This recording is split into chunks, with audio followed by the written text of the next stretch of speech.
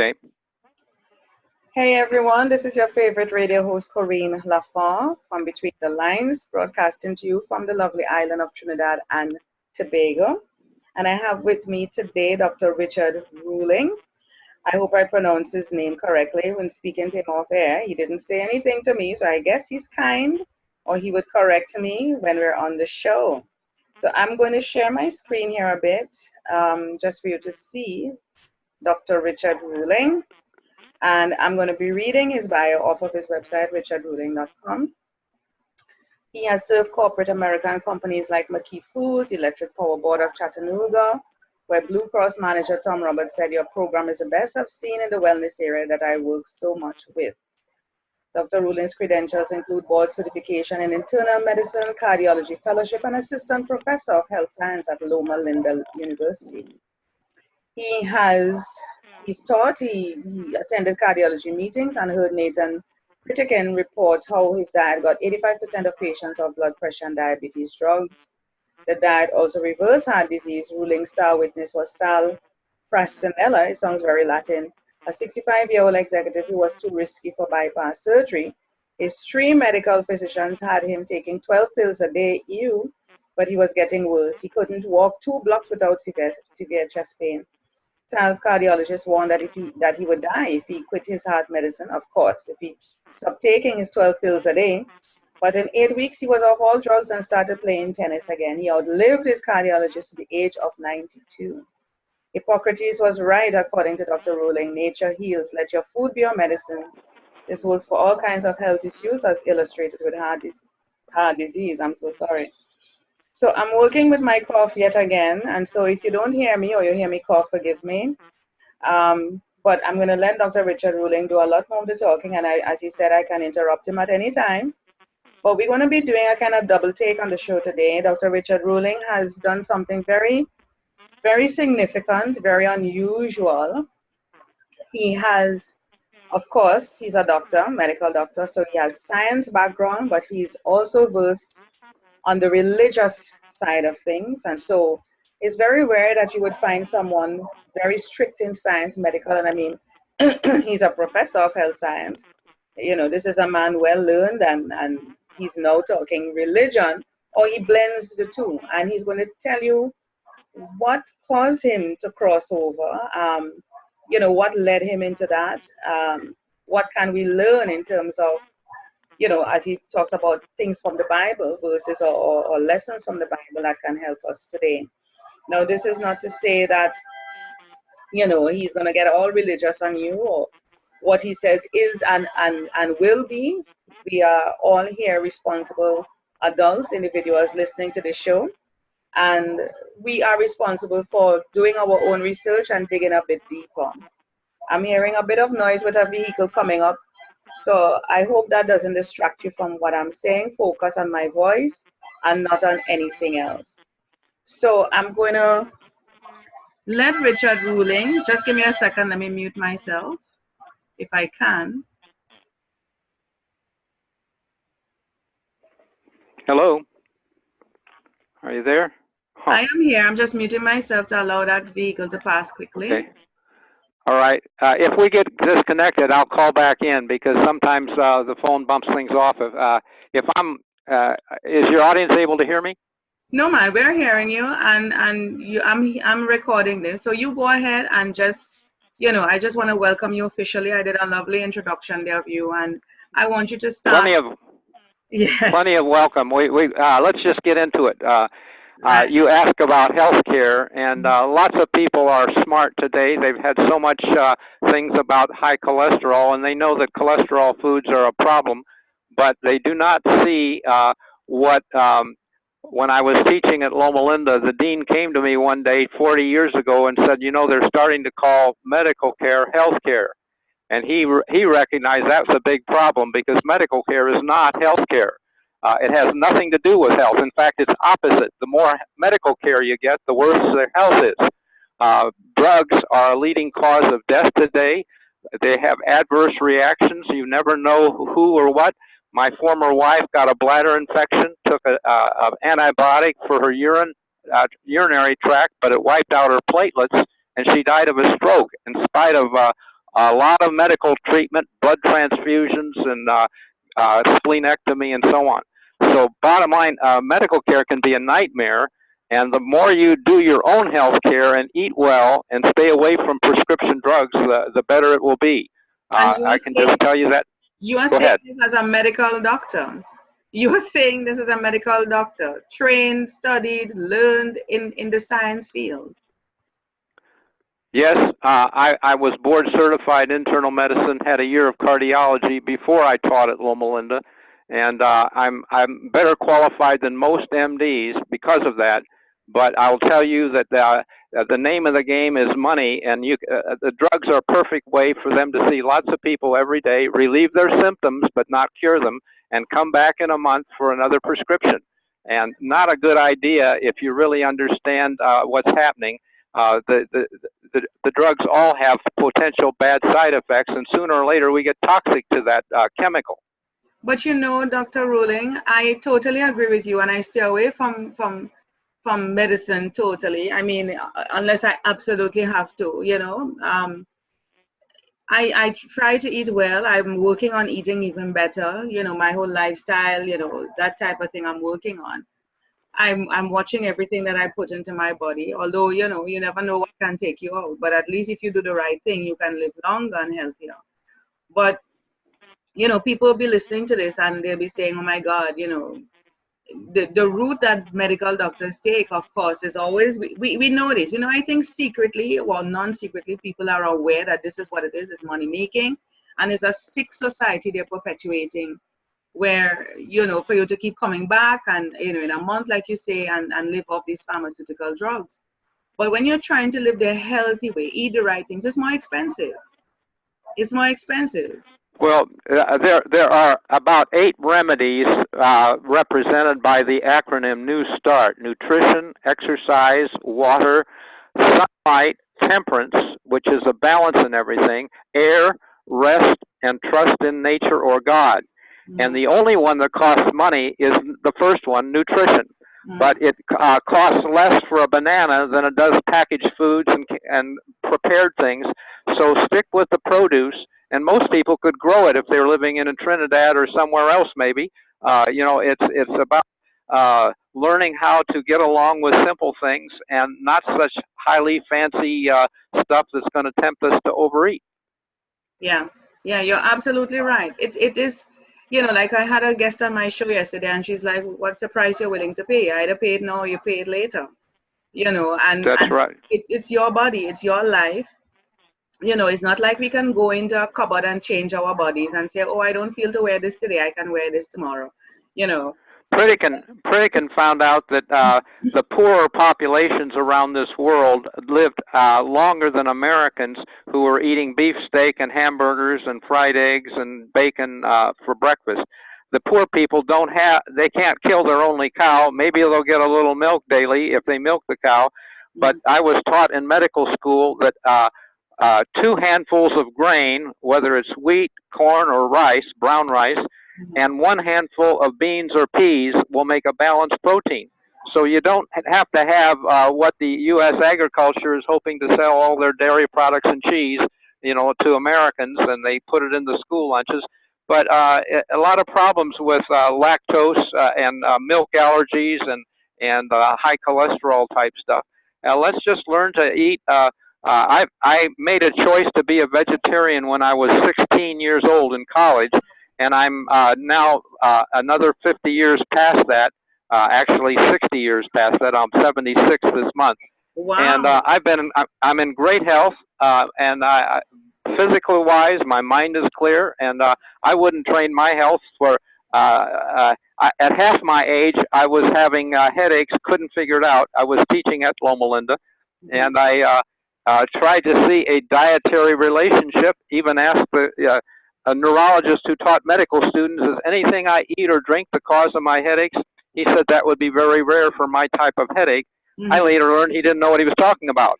Right. When I left Loma Linda and went into practice with a couple other, actually 5 other doctors. One was an allergist, and people drove hundreds of miles to see him. I asked him one day, "How many people with headaches can you help?" "Oh," he said, "about 9 out of 10.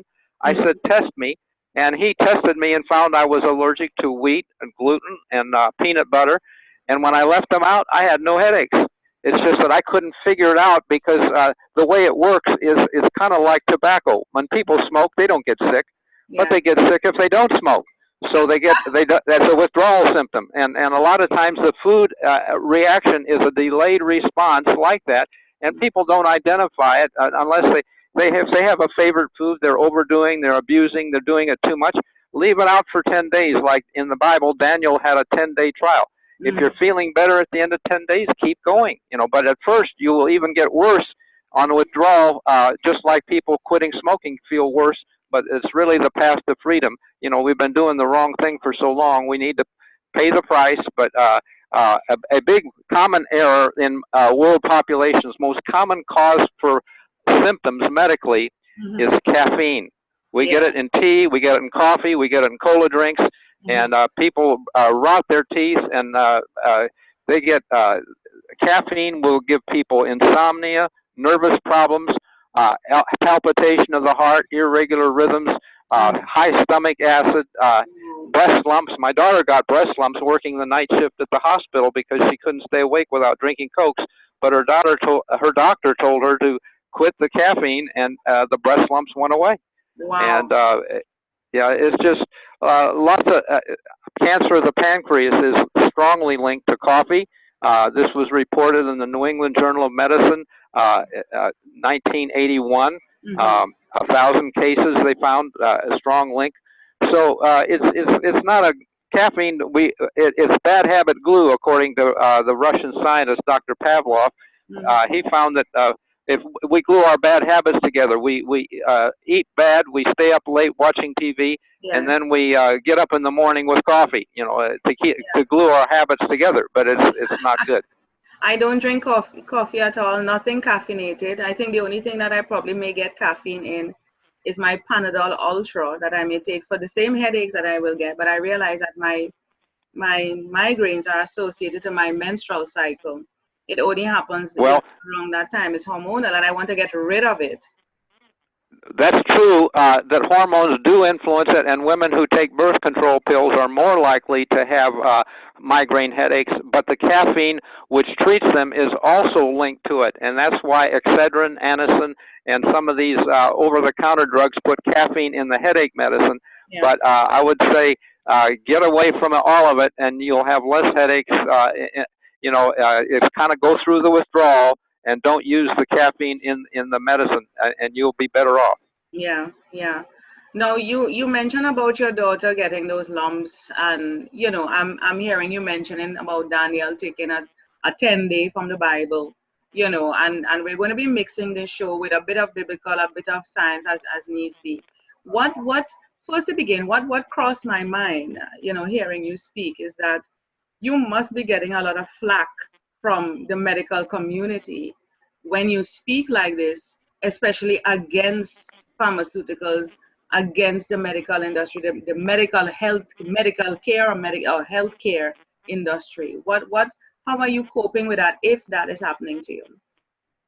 Well, truthfully, I've online YouTube had some things removed, so I don't know how, what the pressures are behind YouTube and Google. They're controlling things. In fact, just within the past week, Health Ranger, who had 350,000 followers and thousands or hundreds anyway of videos, were removed. His channel was closed, and he had good information. So hey, we're in danger, and I would like to change. We've talked enough about the health angle, but we are facing judgment very soon, and big things are going to change. And unless people are prepared for it, they might be clueless. But I would say I have a book that's free this Friday, Saturday, and Sunday. If they go to Amazon and they type in my name, Richard Ruhling, spelled Ruhling, and type in the name of my book, the Alpha and Omega Bible Code, Alpha and Omega. Christ says, I am the Alpha and Omega. Well, Alpha is the first letter of the Greek alphabet, and Omega is the last. He is the beginning and the end, is the idea. But the point is that he's also the Word in the Bible, it says he is the Word. And so if you go to where a word is first found, and I'll give you an example, like in the wedding parable of the 10 virgins, there was a midnight cry. But if that people think, well, they don't know what the midnight cry is, but it goes back to Egypt when there was a midnight cry. That's the first place you find a midnight cry. The Alpha is about the Omega, the end time. It was calamity when there was a cry at midnight. Okay, an unlooked for calamity fell on Egypt, and God took His people to a covenant marriage at Sinai. So this wedding parable, there's a midnight cry, calamity on us. And go to be ready for the wedding parable type of thing in order to marry the bridegroom. It's not about rapture. We're not going to be snatched through the sky, etc. Like lots of, that was not what the original disciples thought was going to happen at all. And Paul, when he talks in 1 Thessalonians 5, I'm giving you the scripture so you can look it up later, write it down, 1 Thessalonians 5, he says, the day of the Lord, which is the end time period, comes as a thief in the night, suddenly, by surprise. When they're saying peace and safety, that's what they said a couple years ago with the Iran nuclear deal, okay? Sudden destruction is coming. Well, that's an earthquake, okay? And it says, as travail on a woman with child. Well, that was Egypt travailed with the birth of Israel. And so it's going to be like that very much, but people are clueless, and they don't read the Bible. They're easier to watch TV. But I'll tell you, the TV, shut it off. I have never owned a TV. Okay, so it's bad. If anything is important, you'll hear about it. You don't need to watch TV. You can get your news on the internet if you need to. But that's my take on it, basically. And so, go ahead. I do agree with you because I don't watch TV. There's too much negativity coming through that tube. Right. And so I don't, and I agree with you. If there's something for me to know, I definitely will hear about it. and the internet is there for me to find out if I need to search out anything. So I decide what I consume in my body and in my mind. So I'm like you. Well, the idea is that destiny for the body is what we put into our mouth, and destiny for the mind is what we load our minds with. Our soul, in other words, if we take all the pleasant things the TV tells us we need to do and all that, and it's lust and crime and violence and all of that is what makes people excited. But an exciting diet for the body is not good, and an exciting diet for the mind is not good either. We need to study the Bible and that is the best guide for out of here to be safe. Well, that's it. What did they say the Bible is? The something, I'm trying to remember what the acronym people say for the acronym.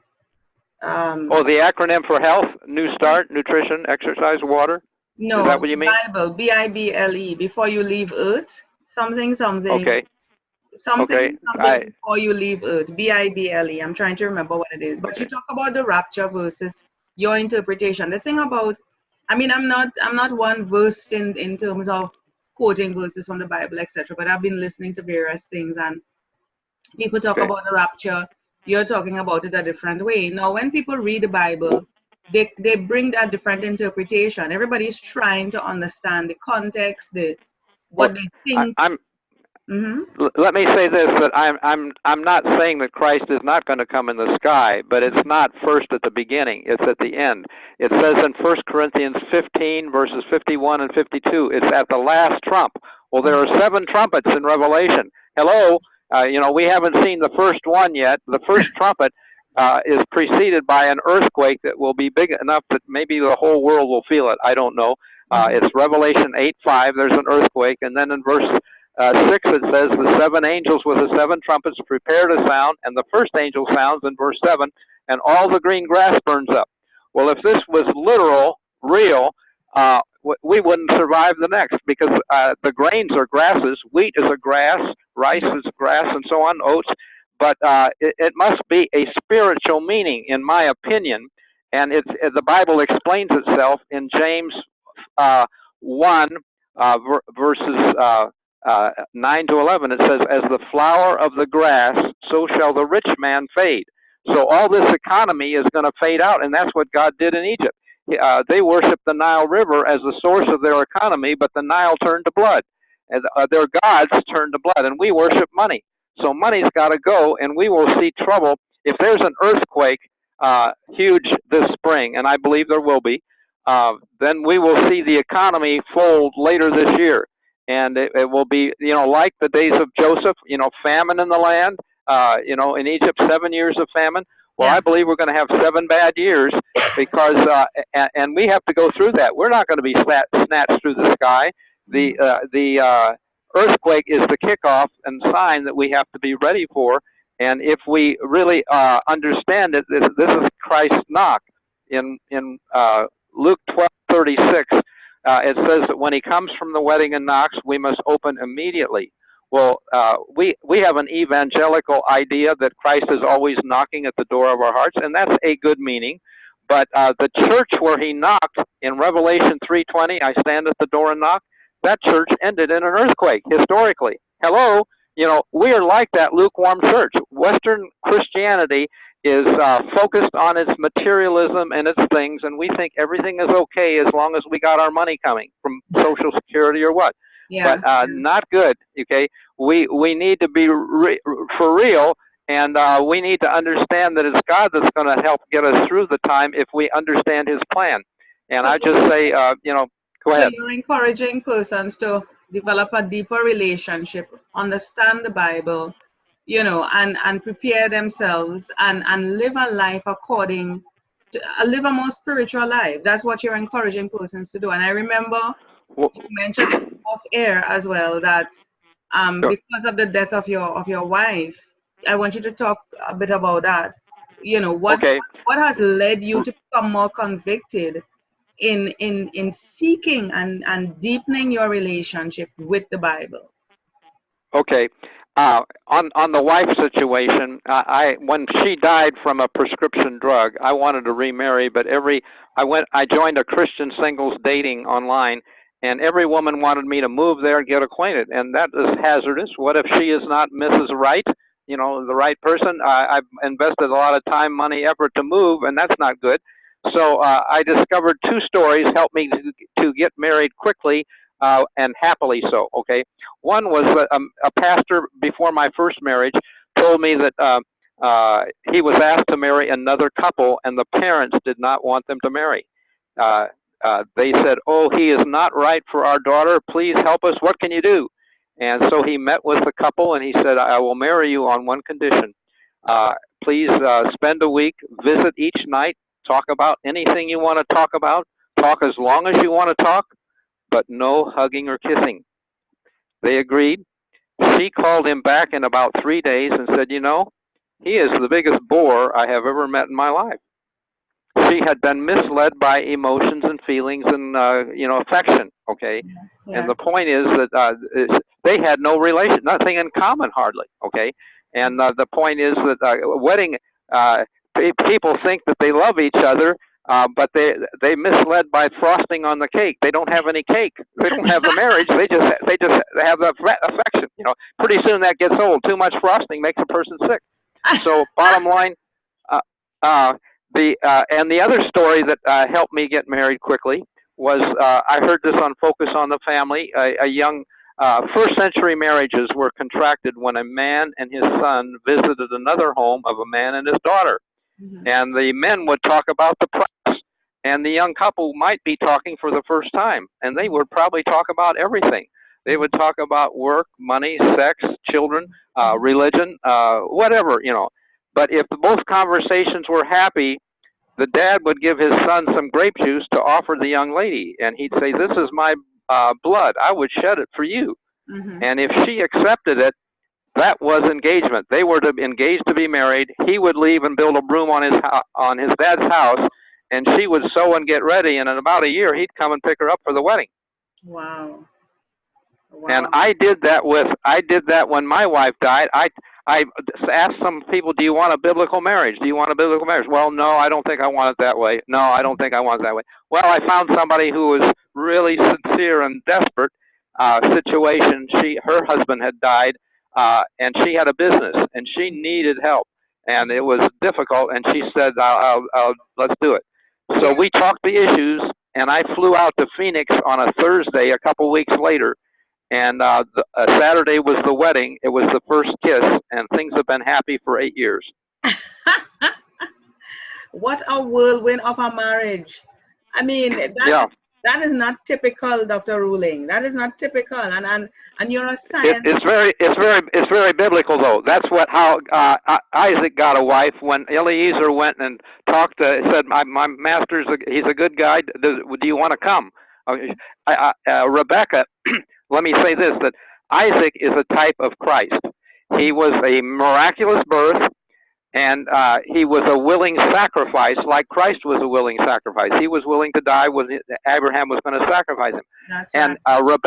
Rebecca is a type of 144,000 who marry Christ.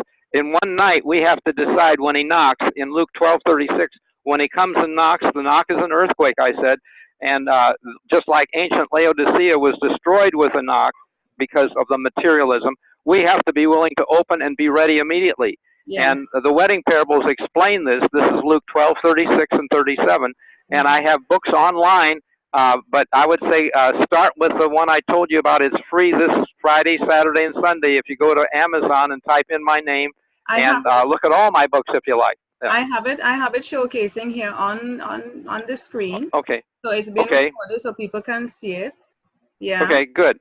So I have it here so people can purchase the book. You said this Friday, Saturday, and Sunday. Friday, Saturday, or Sunday is free. Mm-hmm.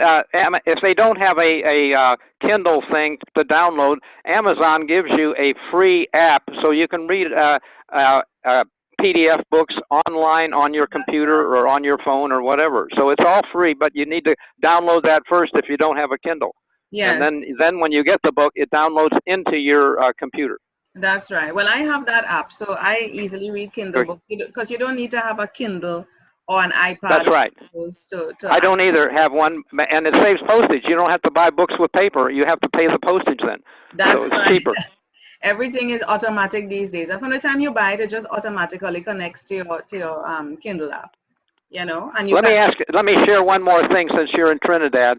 Yeah. Lots of people, I was a student missionary in college to Colombia and Venezuela, and everybody I talked to wanted to come to America someday, the land of opportunity. Well, now they're doing it. Millions have coming, and America's changed, okay? It's not good, and bottom line, in the end time, God, this is a Jeremiah 30, verse 3, says, Lo, the days come, saith the Lord, that I will bring again the captivity of my people, Israel and Judah, and cause them to return to the land that I gave their fathers, and they shall possess it.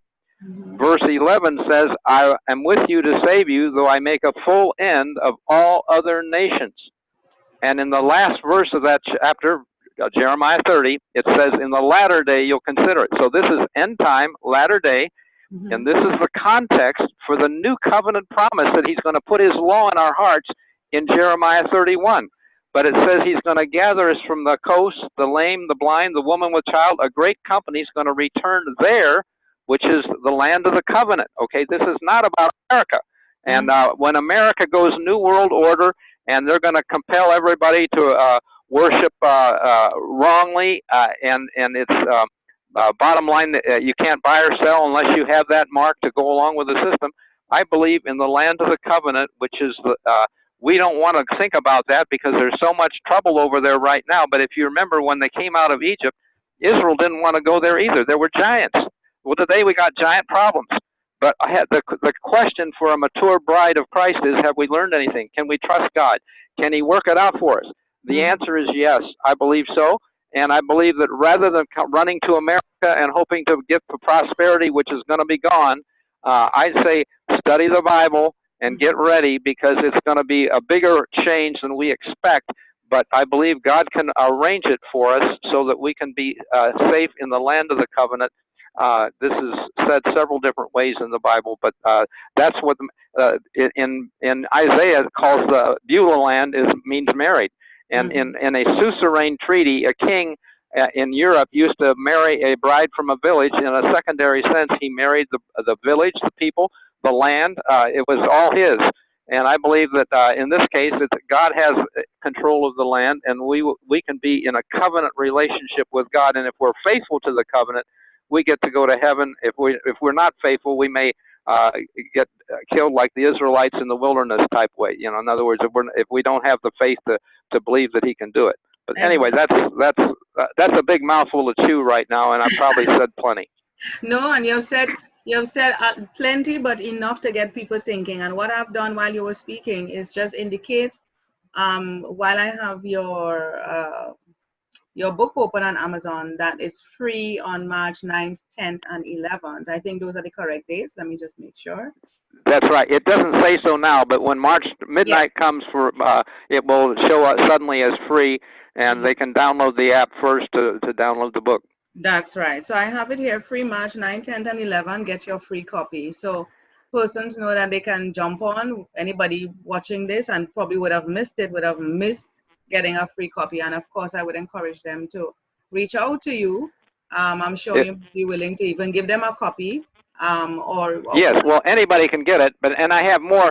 That book is good on prophecy. Daniel and Revelation has one chapter on the wedding parables, but more recently I have other ebooks, and they're free from time to time, or $2.99, which is not a whole lot of money anyway. If it's not on a free day, but the book that explains the wedding parables better is "God Bless America?" ? God bless America. You know, I don't think question mark. Can He really bless the things that He cursed?